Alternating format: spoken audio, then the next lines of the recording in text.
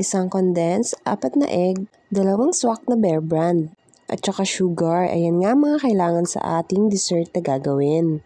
Ayan nga at krinak ko na yung egg at isa-isa ko nang nilagay sa aking lagayan. Ayan at halu-haluin lang at nilagay ko na rin yung swak Bear Brand. Ayan nga at halu-haluin lang guys. Ilagay na rin yung condense. Ayan.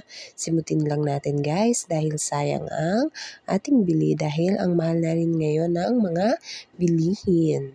4 na small na llanera nga at 2 cups po yan ng brown sugar at 2 cups din ng water. Ayan nga at isa lang natin sa fire at dahan-dahan lang po. Pag golden brown na po siya ay okay na yan. Ayan nga at sineparate ko na at sinala ko nga po bago ilagay sa llanera. Ayan at lagyan natin ng foil. Kung gusto nyo nga rin pong gumawa nito ay sundan nyo na lang po yung procedure dahil tinignan ko lang nga din po ito sa isang vlogger. Ayan nga po at naenggadyo din po akong gayahin dahil nag-crave din po ako. Kaya ayan, tara po't gumawa. Samahan nyo ako. Ayan at sinalang ko na rin po. Medium heat nga lang po ang kailangan at 45 minutes nga lang po natin itong lulutuin. Ayan at luto na siya guys.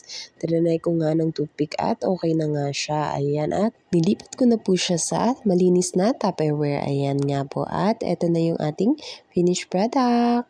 Pwede na po nating tikman. Ayan at ayan ang ating gaya-gaya sa ating leche flan. Ayan, sobrang tipid nga lang po at kayang-kaya nyo rin gawin sa mga tipid budget dyan. Ayan, gawa na rin po kayo. Madali ang luto lang po.